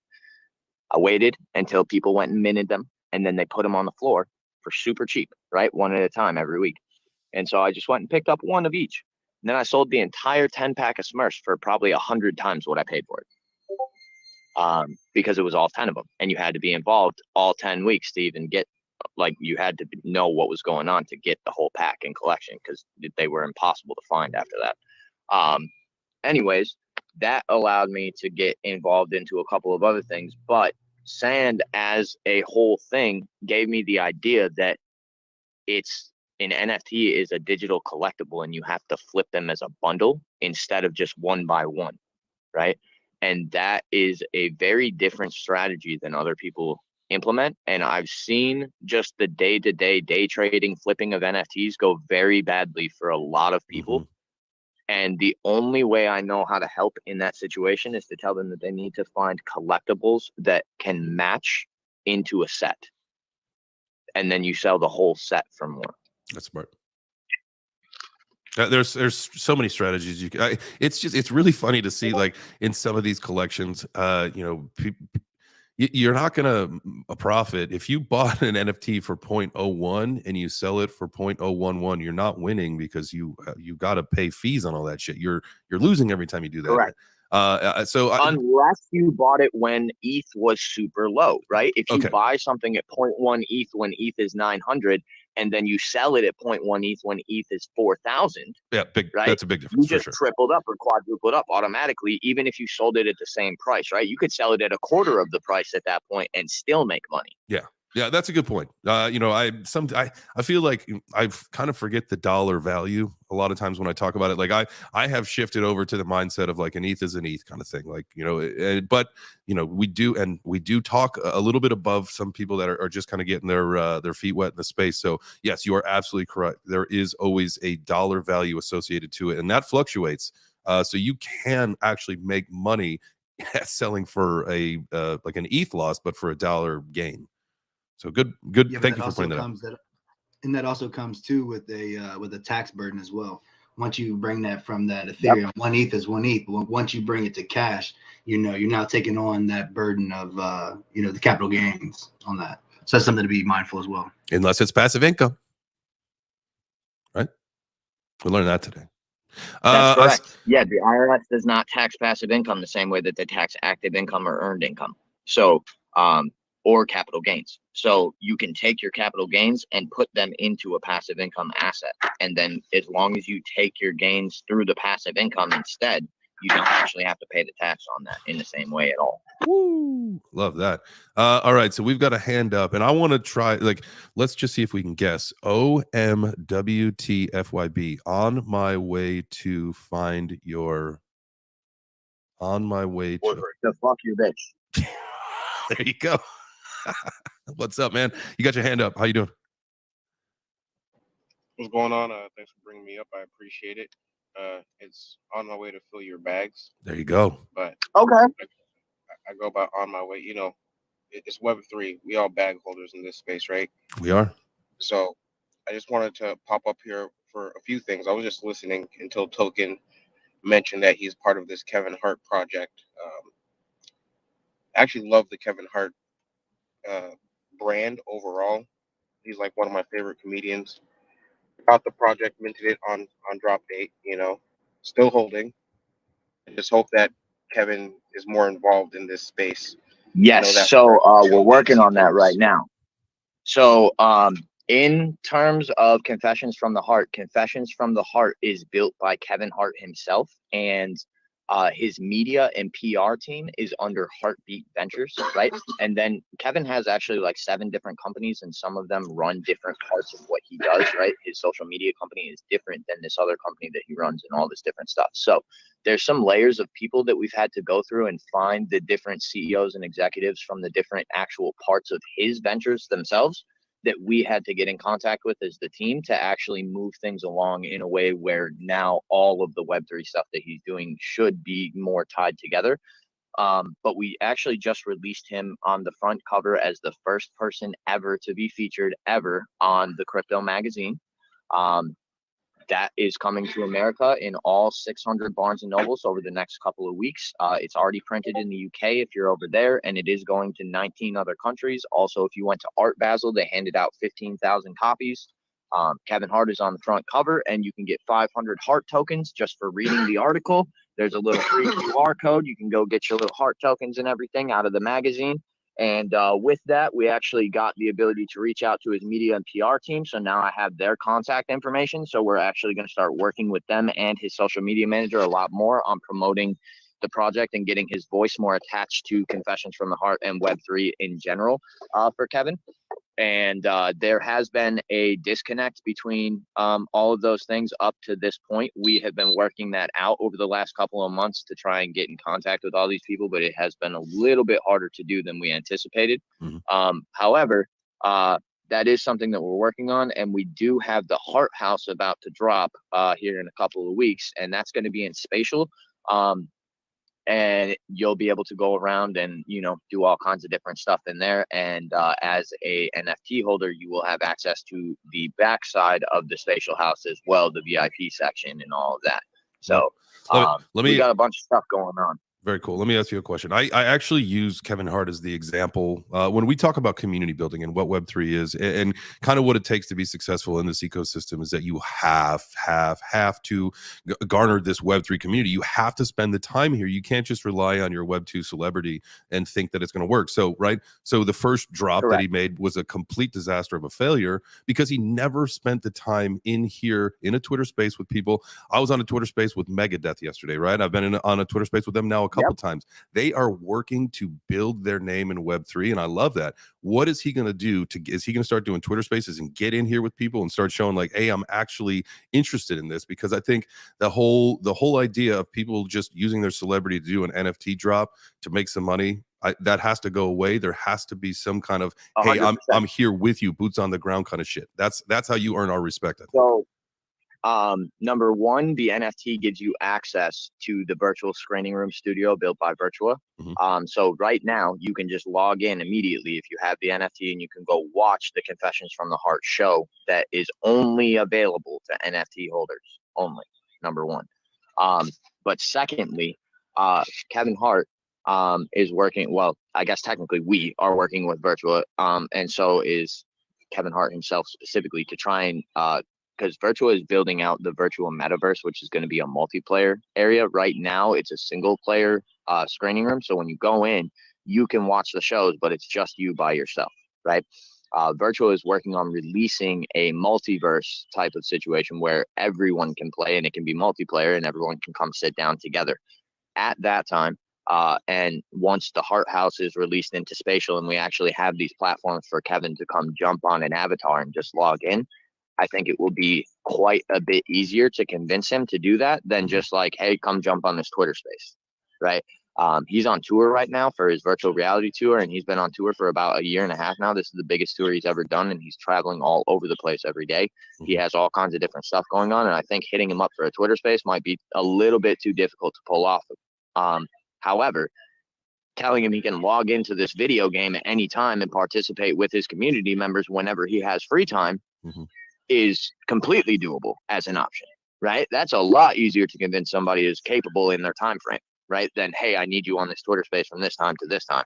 Like, nope, whenever you're available, whenever you have time, whenever you want to be a part of the community, whenever you want to reach out to the fans, you want to do something fun, whatever, you want to just Easter egg your way in, just go jump in. Here's the login information, right? Yeah. I just personally that's think way easier for him as a platform. So I think that is going to progress things a lot further, and make it a lot more accessible for the community to have access to him. And especially the holders themselves, right? They'll obviously have a lot more access once he starts jumping into the metaverse and going into the VIP room, and you can go talk to him and whatever. Like, that's, these are all things we're working on for the future. But yes, you're right. He definitely relied on the idea that because he was a celebrity and he made his own little show and he had it animated and it was, available for the NFT, that was going to be enough. He could just post that out one time on his Twitter and it would be good. Right. And that was not the case absolutely at all. But I will say he hired companies to get everything started and get everything built, get the Discord built, get the NFT drop, get the website built, get the wallet built, get the heart token built, get all these different things built, right, and completed. He hired all those people. He got it all done. It's all complete and ready to go. But all of those people had very specific tasks and they had very specific contracts. Once they were done, they were done. So then my guy Broadway, who's the animator for 50 Cent, also, he animated the entire Confessions from the Heart show, and he reached out to me and said, hey, buddy, Trip, you're the best fucking utility designer I know. You know the most about tokenomics and how metaverses work and shit. I need your help. And I said, you know what, bud? I got you. Not a problem. So since then, a couple months ago, we have been working on building some things out and getting some things done and really like progressing this in the right direction and making things work in a fully functional economic system for the community. And one of the big things that I also did was I reached out to the crypto magazine and I got Kevin Hart on the front. Paris Hilton was supposed to be on the front, but I got Kevin on the front instead because he's better liked. Anyways, I got that done. And then I got Cyberspace and the Bitbot Society and the Brainstorm panel also in that edition of the Kevin Hart for the crypto magazine. And so that's going to be all over the place. It goes to all 600 Barnes and Nobles. It goes to 7-Elevens and Walmarts. And then it also goes to the top 100 hotels in America that have $5,000 rooms or more. It automatically goes on the pillow for those rooms, specifically in those suites of all those hotels. That's great. So and I love all that. I we're will working on like a marketing plan to actually use his voice in a better way, right? And to reach out to a lot more people with his brand and to actually because just posting it on your Twitter one time or 3 times or what, I think he put like 8 posts out, but it's not going to cut. That's not enough, bro. You just put out some posts on your Twitter. Like that's not.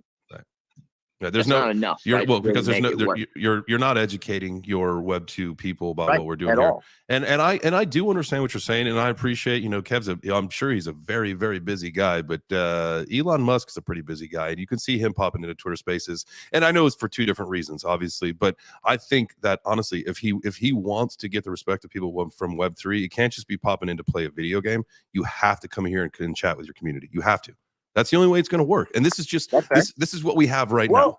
What if the community just jumped? See, because here's the thing: is right now Twitter Spaces is what's available, right? But once all these different metaverses start launching, right, you're going to be able to go interact avatar to avatar, give him a high five, and whatever, and be on voice chat, talking the whole 9 yards, right? And dance with them, do little emotes, walk around, run around, do a little stage, whatever. Like that's a lot more fun than a Twitter Space. Oh, 100%. But we're 5 to 10 years away from a little bit more interactive. That will be a lot better for a voice platform for him. Yeah. But you're not incorrect at all. Having a Twitter voice is actually very important for your Web3 brand, just because all of the Web3 people use Twitter Spaces right Yep. Token, one of the big things too is, and this goes, I think, across the board for, all the major celebrities and people who are, who are coming in with all these followers, right? They are missing the mark on explaining to their fans and their community that this thing that they're going to collect is a digital asset, and it's only one of 10,000 or one of 5,000. So when you own this thing, right, it is good enough as just a cartoon, because people go out and buy DVDs and they buy CDs and they buy all of these things. That cartoon series was enough, but if he would have been able to articulate and communicate to his community saying, hey, this thing gets you access to this collection that's only for you. So only 10,000 of you are going to have access to this thing, and you're going to be an owner of this collectible.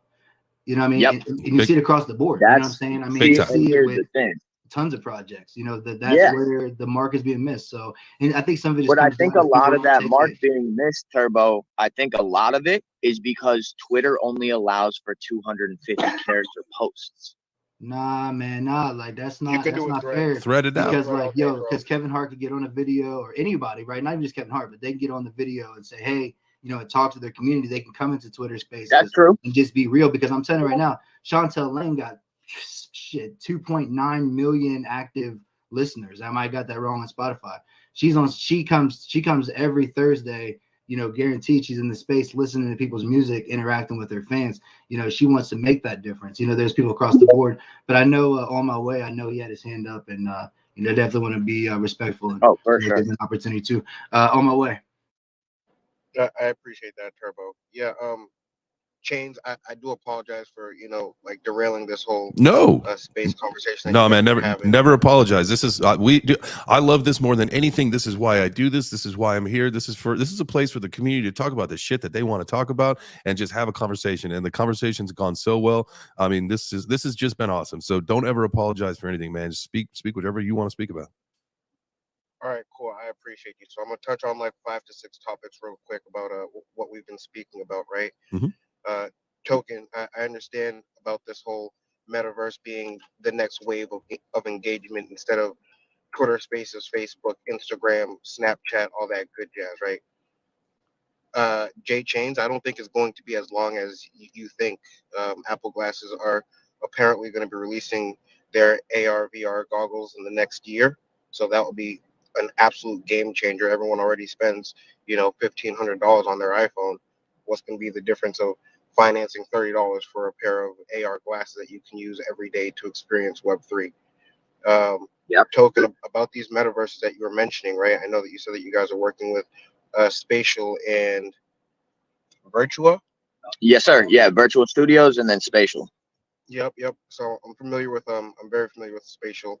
I've looked into Virtua a little bit, but not too much.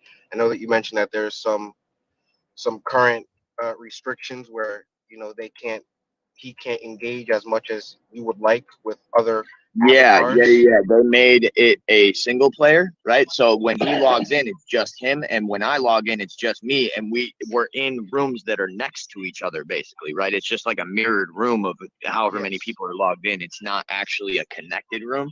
And so they're building that. That's the next update to Virtua. They've already put all that out on their news. Like, they've already been working on it. But right now, it is not multiplayer capable. And we didn't know that going in. He didn't know that going in. So when he first made the partnership with Virtua and had them build out the virtual studio and build out the screening room and do all this stuff, he was under the impression it was going to be multiplayer capable day one. He didn't know it was going to be like that. So it's been a little bit restricting because he thought he was going to have a lot more time and availability to be able to communicate with the community just through that, right? But then it turned out that it's actually only multiplayer to begin with, and so now they're working on that next. That's like the next update or whatever, according to them. I think I have a solution for you. I'm not sure if you heard about Vivi and their metaverse. Vivi is a digital marketplace, pretty much. And they're going to be releasing a metaverse.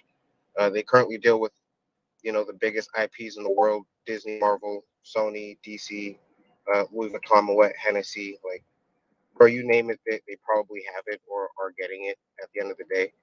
But the good thing is it's going to be a metaverse, right? So all of these collections, all your PFPs that you guys have here, whether you're a Bored Ape, a Ute, a Doodle, a Clone, Moonbird, whatever. You guys can have this space, a metaverse, where you guys can all play multiplayer in, let's say, like Spatial, your gallery, we call them showrooms, and you can put your NFTs wherever you want to have them. You can set up your house exactly how you want to have it. I know that there are some crazy builders in Spatial right now from the VV community already that I've known, and it blew my mind. And they've been in contact with the Spatial team. Some of them are now ambassadors of the Spatial team because of Spatial is a really good public front portal for all the different metaverses that you create, right? So Spatial is like where the whole world can just come in, anyone can log in, anyone can find it, anyone can go to the room, boom, you got a public spot, and then it's got all these different portals to your different metaverses that you're in, right? So any project can be in as many metaverses as they want. You can put a portal in Spatial to all of those so that you can literally just, people can come in there, they can pick which metaverse they want to go play in, they can pick which one of yours they want to go do, which place they want to go see, which website they want to go visit, whatever.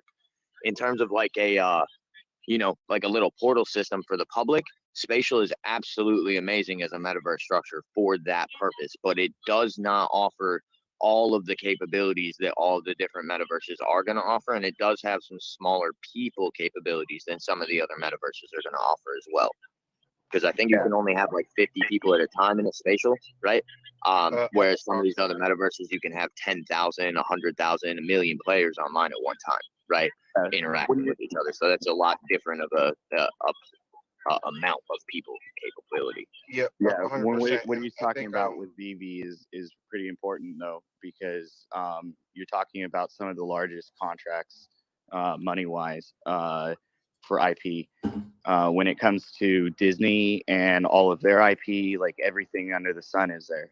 You have Marvel, DC, like all of it. They even did some stuff with Immutable X, and Immutable X has the contracts for Turner Broadcasting Sports and all of that stuff. So you're talking literally everything under the sun. And I actually have a few of the VV NFTs that are the Disney ones. I'm grew up pretty much in a Disney family, so as soon as I saw that they were dropping those, I had to go grab Steamboat Willie, like the original Mickey Mouse from the 1920s, and then also got a Fantasia Mickey. Yeah, man, and I appreciate the double down, man, because at the end of the day, it's where do you want to go shop? You want to go shop at a random alley, or do you want to go shop at the biggest mall in the world with all of the best IPs next to you? And I think that would be a great place for Kevin Hart to have his LOL studio. I know you guys talked about passive income earlier, right? So in the VBverse, one thing that they have mentioned is we will be able to rent out our NFTs, because as DS said, there's only so many Steamboat Willies in the world. I think that there's less than 15,000 total, and who here has not watched, or your family has not watched a Disney film and is in love with it, no matter what it is, Disney, Marvel, DC, whatever. There's something from that franchise that you guys love, because it's not just Disney. It's Disney, Pixar, Marvel, Star Wars, and ESPN. Fox. ESPN, And yeah. ESPN and the History Channel. Like, come on. At the end of the day, where would you want Kevin Hart's comedy show to be? Do you want it to be in an isolated place where not so many eyes might be on it, or in 5 to 10 years where you'll be next to the largest IPs in the world? The sun never sets on the Magic Kingdom. Exactly.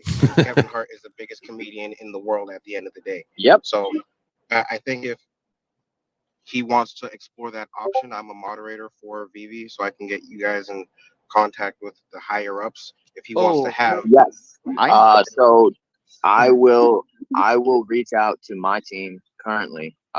This sounds dope. I didn't even know that VV was being built. I know a lot of blockchain stuff, but some stuff I haven't tapped into yet. So this sounds really neat. I pulled it up while you were talking, and it looks like these are all actually already partnered into here. So it's big. this should be something that's very doable.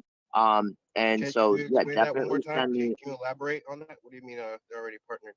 Can you let me know Well, some alpha? yeah. So if you if you go look, a lot of these major brands already have signed a contract. Oh yeah, Yes. yeah. Yeah, they're They already already signed dropped. into. Yeah, they're already here. They're already into the metaverse. They're already partnered with this shit. They're already ready to go. Like they're building out for them, like with them already. That's already set up and taken care of. It's not just like they're in talks with these companies and they're trying to get it done. That's already done. They already completed that. Yeah, Disney's been dropping NFTs Yep. since November 8th last year. But See, James, okay, can I so post up Disney. a This is video? why. Yeah. This is why I didn't check this shit out. Is because of Disney, right? Because when I found out Disney was getting into blockchain, they originally reached out to the sandbox and were going to try and be in the sandbox. And the sandbox turned them down because they needed 50% creator royalties always minimum on everything. And Sandbox wasn't going for that. That was not in their design or structure of how they were building out their game system. So they weren't going to change it for everyone, just for Disney. Yeah. So they told them no. But once I knew that that's what Disney's like original plan was just to like take over as the fucking with a 50% royalty on everything and taxes, I was like, nope, you know what? Anything attached to Disney, I'm not really going to look into. But technically, this is not actually just attached to Disney. This is attached to a lot of people. Yeah, it's a marketplace. It's like it's like This is OpenSea, different. Magic Yeah. Eden, but we're just the hub to give all of these big brands a hand into the Web3 space, right? Because what we have are digital collectibles. We're not, you're not screaming at Disney for utility. You're happy that you can own one of the 5,000 Walt Disneys that are in existence. First appearance on the blockchain. Period. Period. Period. There's no debating it. Yeah, You end know, of story. like- As soon as I heard about it, for instance, my uncle's an Imagineer, and my sister and her husband met working at Disneyland. Like literally, we're a Disney family. Like my other uncle was a pilot for Disney corporate, just until recently, and it's incredible like to see them push the NFTs forward, because they know that they know that it's the future. They wouldn't have done it if it wasn't, and they're building out an infrastructure to like push out all of their stuff on there, because they know that everyone's going to want to own their have true digital ownership of their assets. Yeah, I think something that you said there, D'Souza, was probably the most important, is that they know, right? They know where this is going, so they're getting involved. Whereas, you're seeing, our country trying to stifle the innovation. Some of the businesses that really know where it's headed they're jumping in right now. And, like the whole thing with Sony, with them integrating NFTs into games for PlayStation, they did that shit under the radar for a year. Like, that's smart. Like, obviously we wish for more transparency, but that's What do the way you to do it. mean? They did that under the radar for way longer than that. Listen, Square Enix is the ones who actually gave the Sandbox the $10 million for the Creators Fund day one. Sandbox came out for build over 2 years ago, over 2.5 years ago.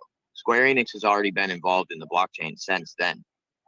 Right. No, I'm saying Sony just like it was a month ago where they released their patent that they were working on that was filed well over a year ago. That's all that I was saying. Yeah, and one thing I want to add too, because Disney did the Steamboat Willie NFTs, the little collectibles, and so that like all of this right now is really a test to see what the value is, right? Because it's new. There's this whole new digital asset, these digital collectibles.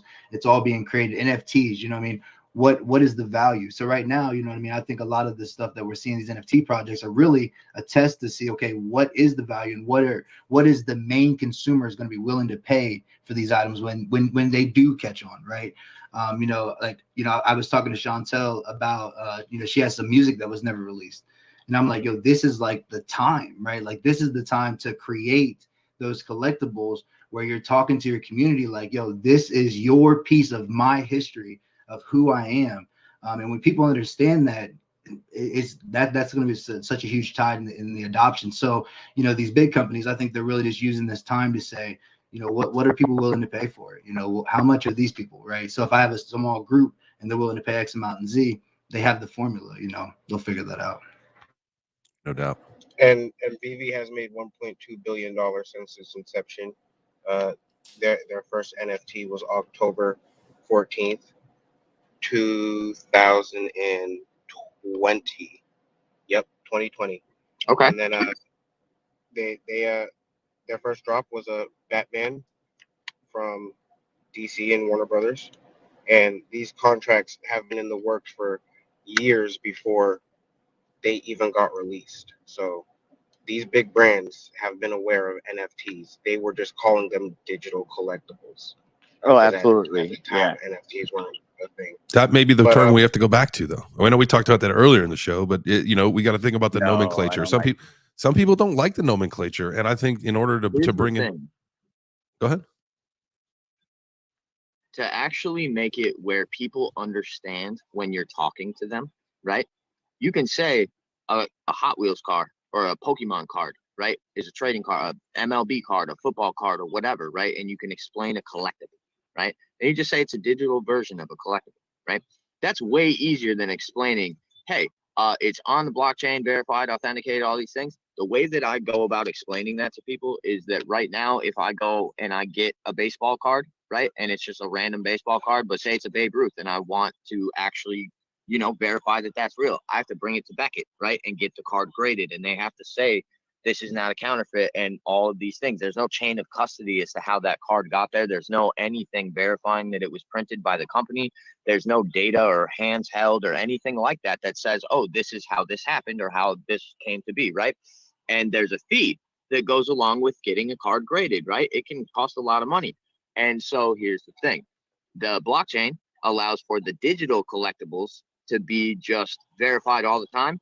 You don't have to go and get them graded. You don't have to nothing. In the little data of the image, it says that it was made by this company at this time, and it's number one of however many, and it has these traits and all these different things. And that's just locked in. That's locked into the data. And then there's a chain of custody so that if you buy it, it says it was minted on this day at this time for this amount of money. It was traded at this time for this amount of money and this value to this person and whatever. But it's just a chain of custody. It's just to verify and authenticate the whole time so that you never have to worry about a grading system ever again. You never have to worry about an outside source grading your stuff, dating your stuff, nothing.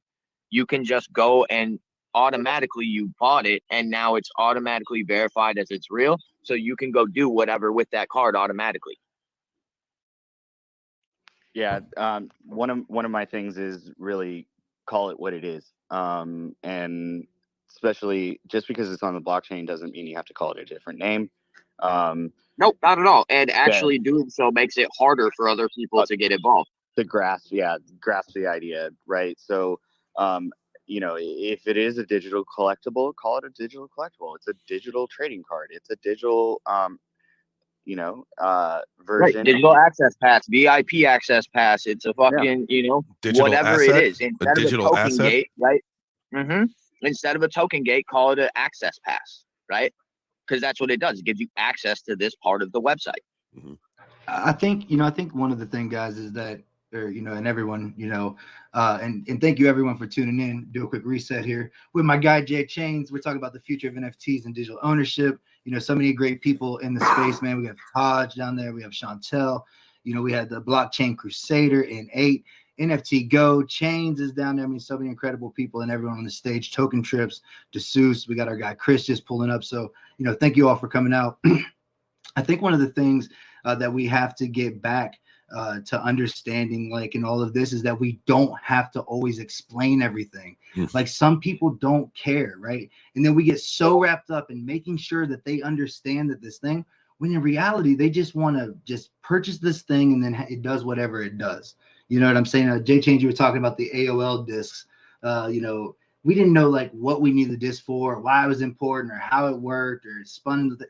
We just knew if we had that disc, we could put it in and we get our internet.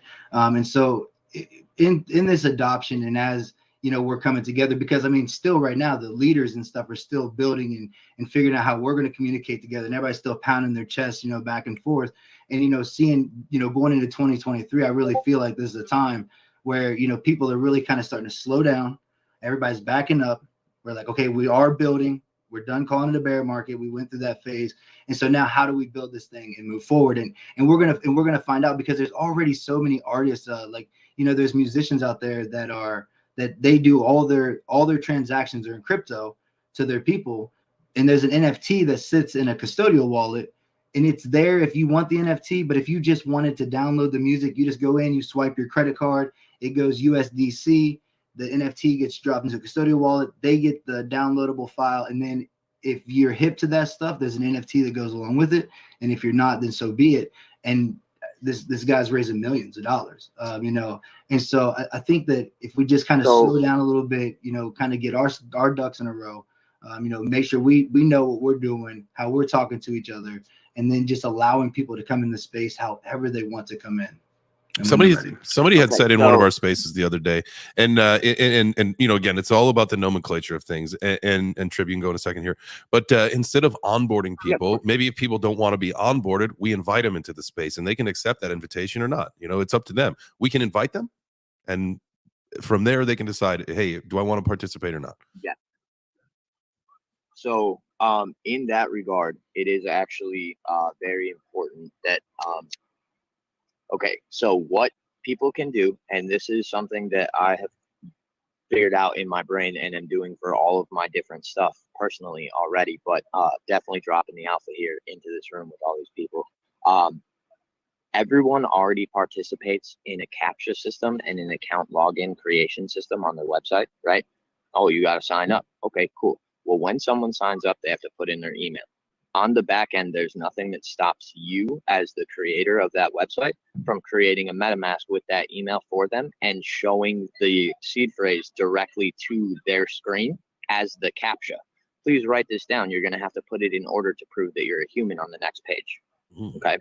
And they will. And then they'll put it in order on the next page, proving that they have that seed phrase. And then boom, now you don't have to even see the seed phrase as the company. You can make it visually inaccessible to you, but visually accessible to them only, right? And so then they've now completed the CAPTCHA. They now have a MetaMask. They don't even know they have a MetaMask yet. They don't even know, but they have one, okay? It's been created for them. They just created it, didn't even know they made it, okay?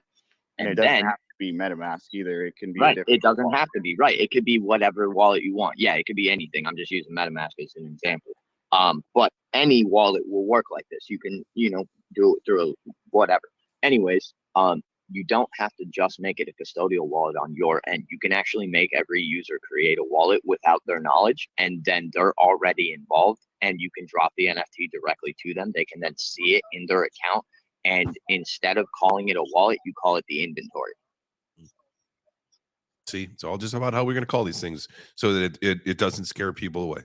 And I think that we can all agree then it's just a CAPTCHA and a sign up. It's the same thing they're already doing. It's stuff they don't even know is different, right? They have no idea on the front end that it's actually a different system and that they're actually participating already. They don't even fucking know. Right. And you can build it out like that as the company if you choose to do so. But everyone has to actually make that choice to make it easy for in that way, right? And to adopt that type of a system where it's just you're doing it without even really knowing you're doing it. Well, and that's the same thing that VV's doing, okay? Because you're purchasing in-game tokens that are like gems, right? They're not actually, and you're using US dollar, so that the asset is actually being tokenized underneath the app, right? So they don't, Apple wants like 30% of in-app purchases, things like that. So they did not tokenize it in the app. Yeah, and just to bring everything, this conversation to a close. I see it is coming to the top of the hour. What I'm saying, it's been a heck of a conversation, but to bring some real life to it. When they wanted to criminalize marijuana, they called it weed. They're like, this is a weed, don't smoke it, it's weed. But now, now that we're looking to to change it federally for it to be more acceptable, now we call it flower. So that's just something to think about. Hey, time to grow some of those flowers. Turbo, I do appreciate you. kind of sending us out here, letting us know, hey, we are getting close. I didn't even know. This is how freaking cool this conversation was today. First off, Trip, y'all, you motherfucker, you better come back. Hey, we do these things every day, Monday through Friday at 10 a.m. You better come back, man. I love your perspective. I love everything you had to say. Cool dude. Everybody that participated in the conversation or in the audience today, thank you so much. Y'all are the heroes here. I am nothing without a community. I didn't realize, again, how cool this conversation was and how like engaging it was. That we ran the space for almost 2 hours. I've got 30 seconds to get off this space and then to jump on an interview that I got to record. So I love you guys. Thank you so much for joining us. Turbo, thank you for popping up on camera with me, man. You rock. Guys, we'll be back tomorrow at 10 a.m. Eastern. I'll throw something out a little bit today. I'm going to ask everybody a question, and we're going to try to get a video submission answer again. I will lead by example this time, I promise you that. So let's get some stuff going. Let's get the community voice rolling, and let's make Web3 what we want it to be, baby. Have a great day. Make sure, if you can, touch the grass, smell the air, and do something cool. And we'll see you guys tomorrow. Have a great day.